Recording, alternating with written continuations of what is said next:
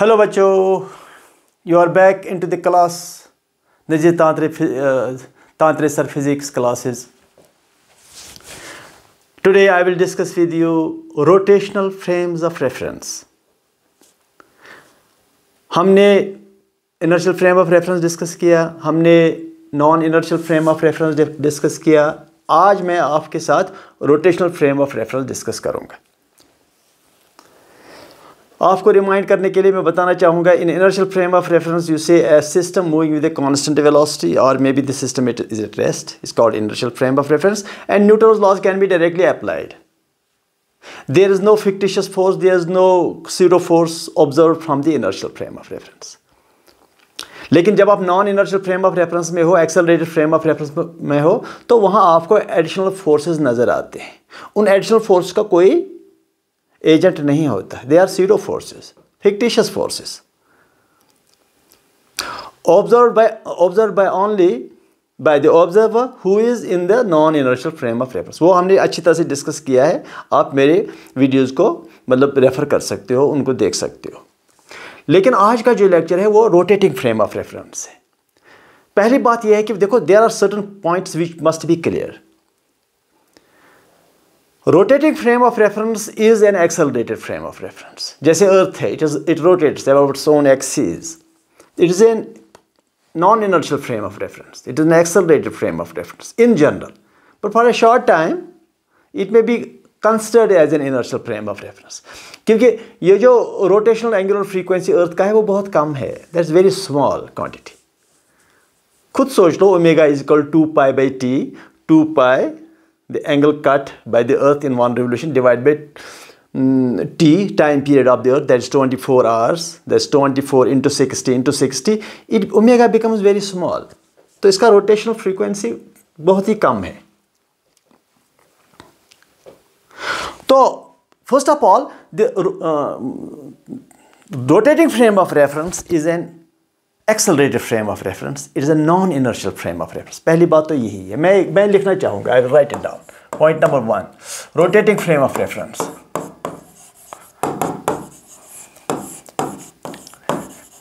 Frame of reference is non-inertial frame of reference. Non-inertial frame or accelerated frame of reference. Accelerated frame of reference.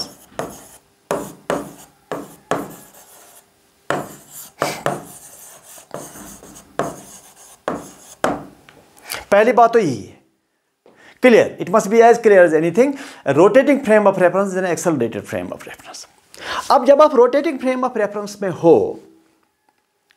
तो आप किसी object को observe करते हो, तो आप उसके बारे में क्या कहोगे? आप उसका फिजिक्स कैसे डिटरमाइन करोगे?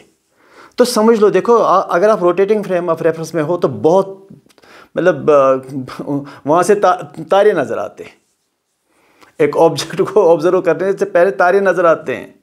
लेकिन कोई प्रॉब्लम नहीं है, तारे अगर नज़र भी आते हैं तो वो तारे गिन लो आप. सिर्फ हमें यही देखना है कि वहाँ से क्या नज़र आता है, क्या क्या चीज़ें हैं जो हमें याद रखनी है. हाँ, इट इज़ ए वेरी मतलब ड्रामेटिक इन ए सेंस कि एक ऑब्जेक्ट पर आपको बहुत सारे फोर्सेस नज़र आते हैं जिनको सीरो फोर्सेस ही कहेंगे. एक्सेलरेटेड फ्रेम ऑफ रेफरेंस मैंने आपको कहा एक सीरो फोर्स है. वो that was very simple. Opposite to the acceleration, ma, mass of that object and acceleration, your acceleration. Accelerated frame का एक्सेलरेशन उस m को मल्टीप्लाई करना है and in the opposite direction. लेकिन यहाँ पर कुछ और फोर्सेस नज़र आते हैं. और मैंने in order to simplify the things, मैं ये जो रोटेटिंग फ्रेम ऑफ रेफरेंस है इसको मैं सिर्फ रोटेट करूँगा, एक्सेलरेट नहीं करूँगा. अगर एक्सेलरेट करोगे तो फिर वो जो पहला कॉन्सेप्ट है वो रहेगा ही रहेगा. यानी कि वो सीडो फोर जो एक्सेलरेटेड फ्रेम में होता है वो यहाँ पर भी होगा, अगर मैं इस रोटेटिंग फ्रेम को फॉरवर्ड लीनियर एक्सेलरेशन भी दूंगा. लेकिन फिलहाल मैं इसको लीनियर एक्सेलरेशन नहीं दूंगा, फिलहाल मैं इसको रोटेट ही करूँगा. तो यहाँ आप ज़रा अच्छी तरह से देख लीजिए. Maybe it is a little complicated, लेकिन you have to see what happens. Why such thing happens, we don't give much attention to that. What happens, let us understand that. Why that happens, let us forget about it. क्या होता है उसकी तरफ ध्यान दे दो. ज़रा देखो अच्छी तरह से। सेकंड पॉइंट, ये है आपका frame of reference. It is X, it is Y, it is Z, it is origin. And this frame of reference, it is a frame of reference, it rotates about y-axis. ये y-axis के around rotate करता है. Suppose you are in a room and room starts spinning. तो आप अगर बीच में हो, you will come onto the wall, आप wall के साथ hit करोगे. इसका मतलब कोई तो force है जो आपको wall की ओर ले जाता है. Because you will move away from the center axis. जिस एक्सिस के इर्द गिर्द ये घूमता है ये रूम, आप उस एक्सिस से दूर भागने की मतलब टेंडेंसी होगा, तो you will fly back and go to the wall. किसी चीज़ को भी रोटेट करो, that goes away and away from the axis onto the walls. Centrifuges जो है, which we generally use in nuclear reactors, which separate uranium-235 from uranium-238, centrifuges भी इसी principal पर work करते हैं. Particles go away from the axis. अब जरा देखो, ये एक पार्टिकल यहां पर है ऑफ मास m, और ये this person is in the rotating frame of reference. मैं इस पर्सन को, इस ऑब्जेक्ट को ऑब्जर्व करने के लिए कहूंगा, लेकिन साथ में और एक पर्सन यहां पर रखूंगा ताकि कंपेरिजन हो जाए. कंपेरिजन होना चाहिए with this and a person there outside who is at rest, ताकि आपको पता चले कि इसके बारे में ये जो पर्सन है ये क्या कह रहा है. ये तो रेस्ट में है, और moves with constant velocity, same thing. It may be at rest और it may move with constant velocity. अच्छा, तो पहले मैं इसी से पूछूंगा, रेस्ट जो में है इसे पूछूंगा, इस पर फोर्स एफ है, it is real force, F real, यानी कि इस फोर्स के एजेंट्स है बाज़ाब्ता. किसी ने पुश किया, किसी ने पुल किया. ये may be it is a frictional force, may be it is a gravitational force, may be it is an electromagnetic force. It is real, coming from the real agents. अच्छा, अब मैं इसको कहना चाहूंगा, इसको मैं कहना चाहूंगा इसका एक्सेलरेशन क्या है. ये कहेगा इसका एक्सेलरेशन है एफ रियल by m, इसका मास. That is what you know, that is what I know, that is what anybody else knows. कि एक बॉडी पर फोर्स है, किसी से भी पूछो जो इनर्शियल फ्रेम में है, जो रेस्ट में है या मूव करता हो कांस्टेंट वेलोसिटी से, उसे कहो कि क्या एक्सेलरेशन है, वो कहेगा रियल फोर्सेस निकालो, नेट फोर्सेस निकालो, डिवाइड मास कर लो तो हो गया एक्सेलरेशन. अब मैं इससे पूछता हूँ इसका एक्सेलरेशन क्या है. ए प्राइम क्या कहेगा, ये कहेगा इसका एक्सेलरेशन एफ रियल तो होता है हमेशा, लेकिन साथ में कहेगा ये जो ऑब्जेक्ट है कितना दूर है यहाँ एक्सिस से, सपोज आर. ये कहेगा इसके और एक फोर्स है M R omega square plus M R omega square, R unit vector, इस आर का डायरेक्शन यूनिट वेक्टर, इस आर का डायरेक्शन. ये कहेगा इस पर और एक फोर्स है अवे फ्रॉम द एक्सिस के अवे अलोंग दिस लाइन और एक फोर्स है. कहां से? He says that but it is not the real one. उसको लगता है कि ये फोर्स है इस ऑब्जेक्ट पर. प्लस ये कुछ और भी कहेगा. ये कहेगा इस पर और एक फोर्स है 2m v relative cross omega, ये वाला ओमेगा, ये भी फोर्स डिवाइड बाय m. ये कहेगा ये एक्सेलरेशन है, यानी कि इसके लिए M R omega square R unit vector 2m v r cross omega, ये दो फोर्सेस एडिशन में आए, और इन दो फोर्सेस का कोई ऑरिजिन नहीं है. इस फोर्स और इस फोर्स, ये जो एफ रियल के बगैर जो दो फोर्सेस है, इनका कोई रियल एजेंट है नहीं. These two force are observed by this person, and then he says acceleration is all these forces by m. f real इसके लिए भी है और f real इसके लिए भी होता है, क्योंकि real force is real force anyways, it is observed by any person, every person.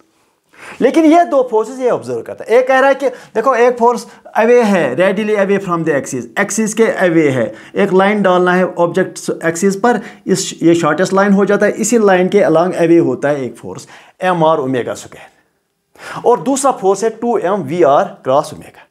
तो यहां मैं आपको बताना चाहूंगा what we mean by VR cross omega, तो बताऊंगा, लेकिन पहले mr ओमेगा स्क्वायर। देखिए पहली बात ये जो है mr ओमेगा स्क्वायर की बात जो है, सोच लो जरा। ये mr जनरली जो आपके बुक्स में दिया होता है वो यहां भी नेगेटिव, यहां भी नेगेटिव। ये नेगेटिव मैंने हटाया r यूनिट वेक्टर को मल्टीप्लाई करके, क्योंकि आपको अब एक्चुअल डायरेक्शन मिल गया। ये r का यूनिट वेक्टर मल्टीप्लाई किया, और ये जो बुक्स देते हैं माइनस करके, लेकिन उन्होंने लिखा होता है omega cross v, omega cross v लिखा होता है। मैंने v को यहाँ रखा, ओमेगा यहाँ रखा, और 2m VR क्रॉस ओमेगा लिखा, क्योंकि डायरेक्शन अब जो मिलेगा फोर्स का वो v क्रॉस ओमेगा से मिलेगा। अच्छा, अब mr ओमेगा स्क्वायर है तो बहुत ईजी। अब कि अगर ये जो पर्सन है ये कहेगा इस ऑब्जेक्ट पर, एक तो ये रियल फोर्स है, दूसरा जिस ओमेगा से, जिस एंगुलर वेलोसिटी से ये रोटेट कर रहा होता है, रोटेटिंग फ्रेम ऑफ रेफरेंस, ये कहेगा ऑब्जेक्ट पर फोर्स है। कितना force? mr omega square. mr omega, m इसका, r कितना दूर है इस एक्सिस से जिसके अबाउट ये सिस्टम रोटेट कर रहा है, और ओमेगा स्क्वायर इस ओमेगा, जिस ओमेगा से ये रोटेट करता है उसका स्क्वायर करके। mr omega square is centrifugal force, centrifugal force, and acts away from the axis. ये एक्सिस के अवे होता है, एक्सिस के क्लियरली अवे होता है। एक्सिस के अवे ये नहीं होता है ऊपर और ये नीचे, ना, एक्सिस के या ऐसे होता है, एक स्ट्रेट लाइन ड्रा करके यहां से यहां तक away. So it is a centrifugal force acts away from the axis, acts away from the axis.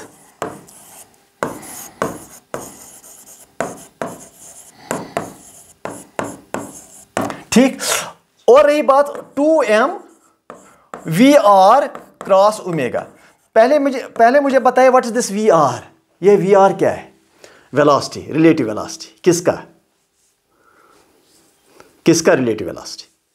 Yes, this VR is relative velocity of this object which is being observed by this person, relative velocity of this object which is being observed by this person with respect to the rotating frame। इस rotating frame में जो person है उसके लिए इसका velocity क्या है? That is VR। This VR is not velocity for a person at rest। ये इसके लिए नहीं है जो रेस्ट में है। ये वेलोसिटी जो VR का वेलोसिटी है, ये इस पर्सन के लिए नहीं है जो रेस्ट में है, ये उस पर्सन के लिए वेलोसिटी है जो रोटेटिंग फ्रेम में है। अगर ये ऑब्जेक्ट रोटेटिंग फ्रेम के साथ ही मूव कर रहा है तो ये जो पर्सन है inside the rotating frame of reference, ये कहेगा कि जो ऑब्जेक्ट है ये रेस्ट में है मेरे लिए। So in that case VR is 0 for this person. लेकिन उस सूरत में इसका वेलोसिटी हो सकता है अबाउट फॉर दिस पर्सन। लेकिन ये जो VR है इट इज स्ट्रिक्टली, ये वेलोसिटी है of an object for a person in the rotating frame of reference. वो दिया होगा वहां पर, this is the velocity with respect to the person inside the rotating frame of reference. अगर इसका velocity है 10 meters per second in some direction for this person, outside person, no, that is not this. It may be anything about a person inside the rotating frame of reference, that is to be considered here. ये बात आपको जरूरी समझनी है।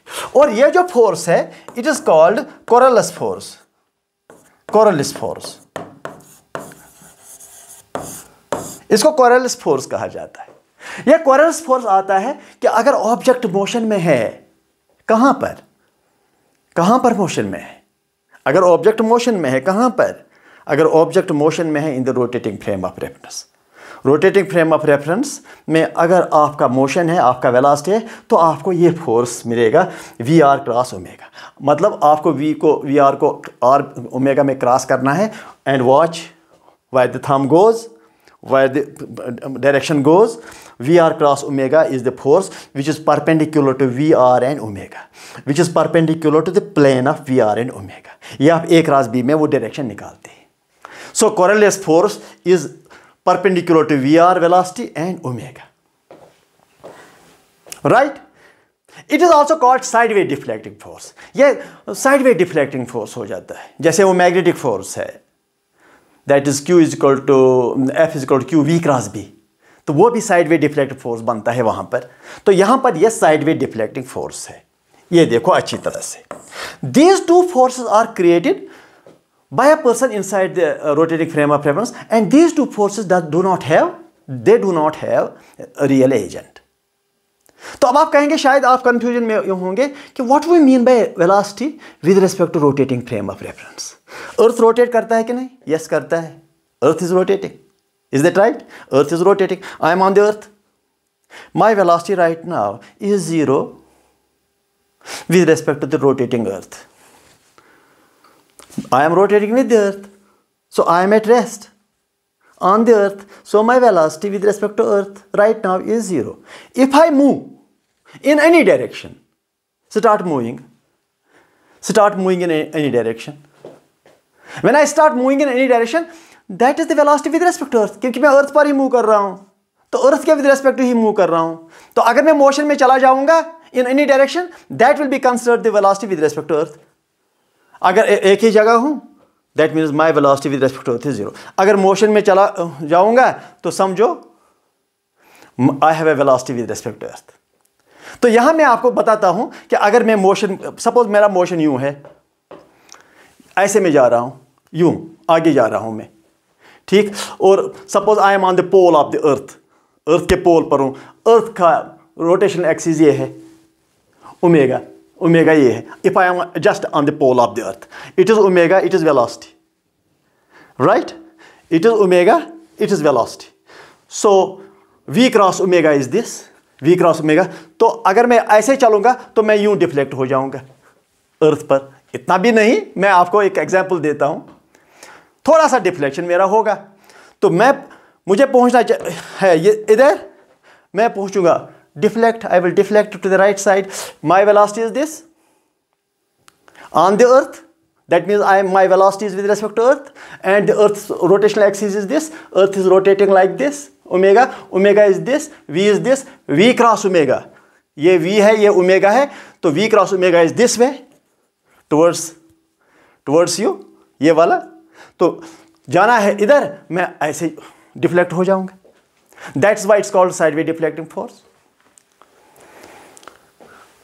जो नदियां बहती है, the streams which are flowing, water streams, तो ऑब्जर्वेशन में ये है कि वाटर स्ट्रीम जो फ्लो करता है वो एक तरफ से इरोजन होता है, सॉइल इरोजन होता है, तो वो भी डिफ्लेक्शन की वजह से water is striking the shore line, it is pushing the shore line, I mean it is striking the shore line, और वहाँ से सॉइल इरोजन हो जाता है, एक ही तरफ पानी पुश करता रहता है।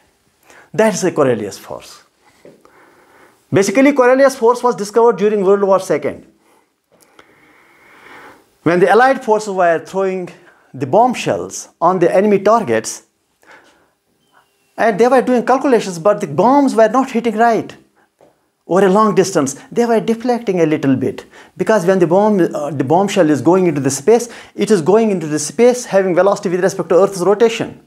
So velocity and omega, the force, there was acting force on the bombshell, Coriolis force, it was deflecting a bit, it was not hitting the target exactly.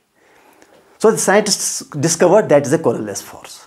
Okay, now this is centrifugal force and this is a Coriolis force. It's a sideway deflecting force, but be careful. Velocity VR, it is the velocity of an object with respect to the rotating frame of reference.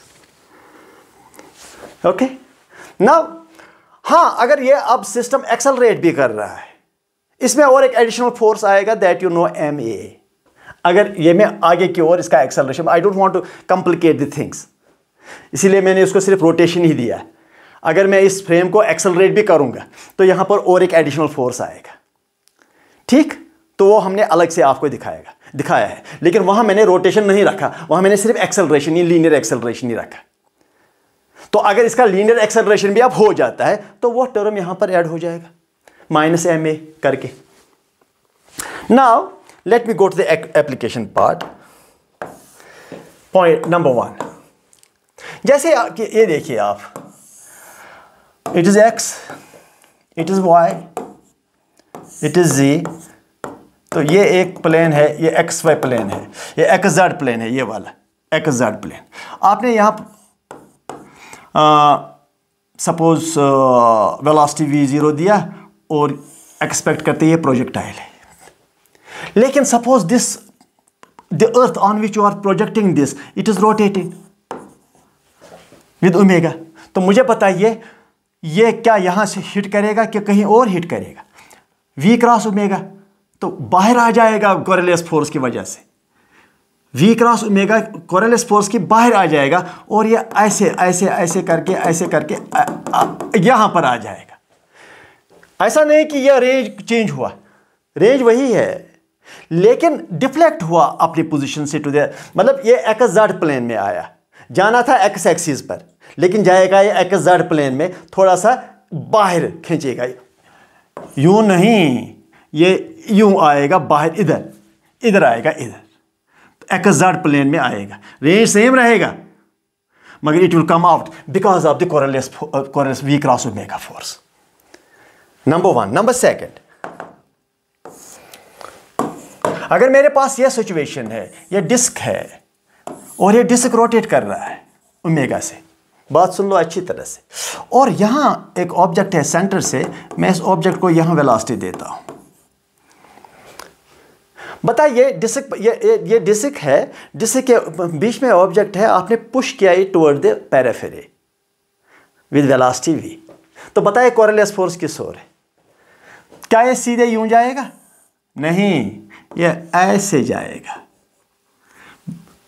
मतलब disc जो है ऐसे, disc का axis, rotation axis ये है और आपने velocity यूं दिया तो v क्रॉस ओमेगा, तो इसको जाना था डिस्क पर पेरिफेरी की ओर यूं, लेकिन ये जाएगा यूं, कर्व हो जाएगा, it will curve because of v cross omega, it will curve, it will curve. अच्छा और एक चीज बताता हूं, हैव ए लुक, फिर से मैं यही बनाता हूं, डिस्क और डिस्क के बीच में एक ग्रूव, छोटा सा ग्रूव बनाऊंगा, एक मतलब एक स्पेस बनाऊंगा, जिस स्पेस के अंदर मैं ऑब्जेक्ट डालूंगा,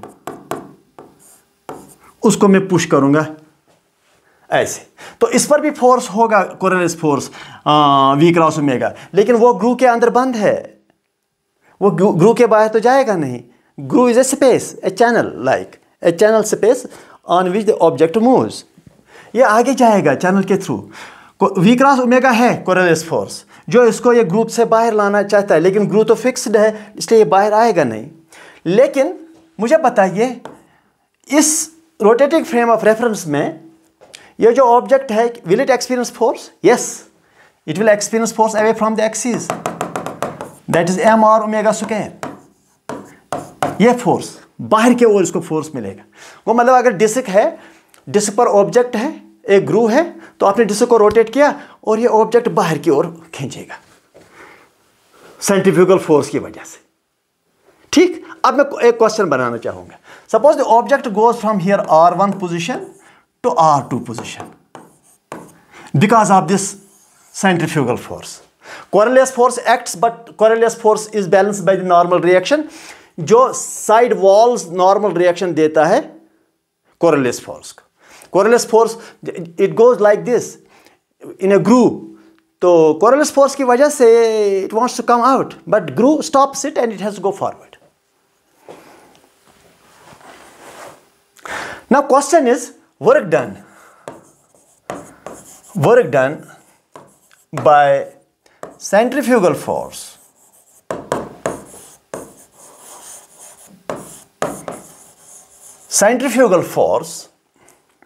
work done by centrifugal force when object moves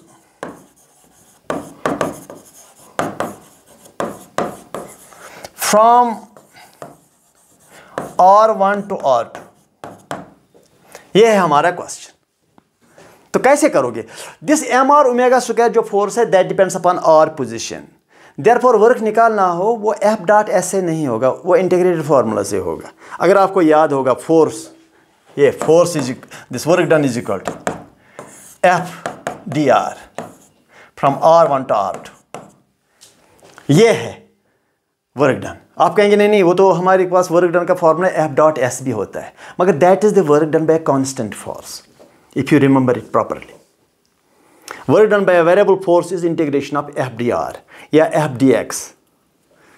ठीक, चलो, work done is equal to R1 to R2, what is force? That is M R omega square dr। ठीक, सिर्फ मैंने F को दिया, सब्स्टिट्यूशन किया यहां पर।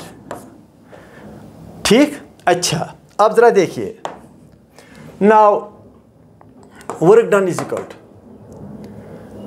फिर से लिखूंगा R1 to R2, F that is M R omega square dr is equal to M omega square निकालो बाहर और इंटीग्रेशन करो R स्क्वायर dr का, R dr का, R1 to R2।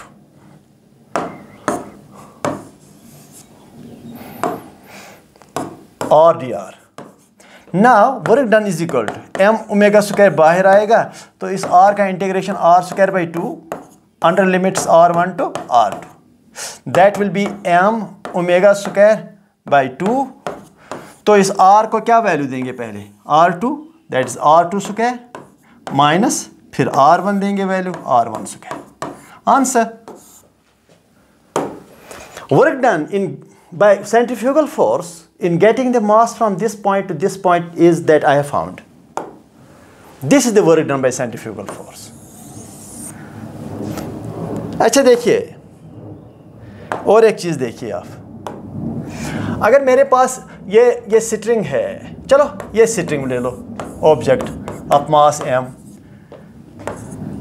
it moves in a circle of radius r with angular velocity omega। ठीक, देख लो अच्छी तरह से, it moves in a circle like this,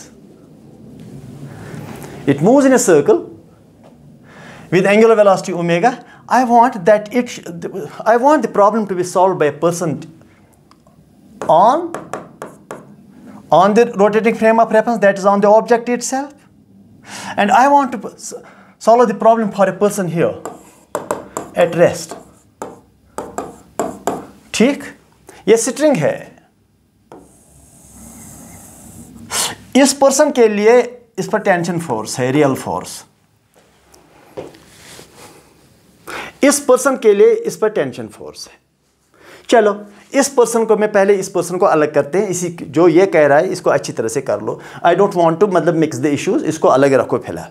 मैं इसे पूछता हूं कि इसका एक्सेलरेशन क्या है। ये कह रहा है कि एक्सेलरेशन तो है F real that is T by M। ये कहेगा ना, बिल्कुल कहेगा, और साथ में ये कहेगा what is this acceleration in circular motion, V square by R। ठीक, ये आपको पता है ना, सर्कुलर मोशन में ये होता है। चलो, it is T by M is equal to V is R omega, as you know, R square omega square, because V is R omega by R gets cancelled, it is R omega square। What is T? That is M को multiply करो R omega square। तो इसने tension निकाला, इस person ने tension निकाला इस तरीके से, उसने सिर्फ रियल फोर्स की बात की।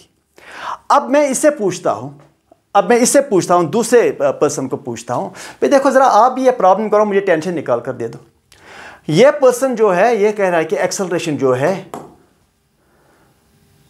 टेंशन तो है ही रियल, ये कह रहा है there is one more force that is centrifugal force. ये ए डैश की बात कर रहा है, that is centrifugal force M R omega square minus M R omega square. ठीक, ये कह रहा है रियल तो है ही, there is one more force that is M R omega square away from the axis, और कह रहा है there is a Coriolis force. लेकिन कोरिलेस फोर्स इसके लिए नहीं है क्योंकि इसका velocity with respect to person is 0, क्योंकि ये बॉडी पर ही है। बॉडी का जो वेलोसिटी है वो इस पर्सन का खुद का वेलोसिटी भी है, इसलिए इसका relative velocity with respect to person is 0। So the velocity of this object जो रिलेटिव वेलोसिटी भी बात की हमने, that velocity with respect to this person is 0, so there is no Coriolis force. अच्छा, डिवाइड बाय m, यह करेगा ये इसका एक्सेलरेशन है। लेकिन साथ में यह कह रहा है कि भाई ये जो मेरे नीचे ऑब्जेक्ट बैठा है इसका तो एक्सेलरेशन ही नहीं है, it is acceleration with respect to me is 0 because I am on it, तो ये हो गया 0। पहले निकालेगा एक्सेलरेशन फार्मूला से, बाद में कहेगा ये तो मेरे सामने ही है, ये तो मेरे नीचे बैठा है, तो इसका एक्सेलरेशन ही नहीं है मेरे लिए 0। तो दैट मीन्स m को यहाँ 0 कर दो, तो t minus M R omega square is 0, and then he says t is equal to mr omega square. Both give the same answer, this person and this person. So whether the problem is solved outside or inside, you get the same answer. मगर ये जो अंदर वाला है ये Newton's law को correct करने के लिए एडिशनल फोर्सेस क्रिएट करता है। So Newton's laws are not valid for his frame of reference. He creates additional forces to make the Newton's law applicable from his frame of reference. So this was rotating frame of reference, very important for students to make it clear. तो ये lecture एक दो बार आप देख लो अच्छी तरह से। ये देखो, person is sitting on the object, समझो कि person is on the rotating frame of reference because the object is moving in a circle with omega. साथ में ये समझो कि when the object is on, when the person is on the objective velocity for the person is 0. Therefore, Coriolis force should be 0 because Coriolis force is V cross omega. V is 0. और साथ में there is a centrifugal force which is away from this axis. Real force तो है ही, ये force इसने create किया। अब दोनों का रिजल्टेंट निकाल कर m डिवाइड किया और लास्ट में ये कह रहा है कि यार इसका तो एक्सेलरेशन ही नहीं है, it is just beneath me, it is moving with me.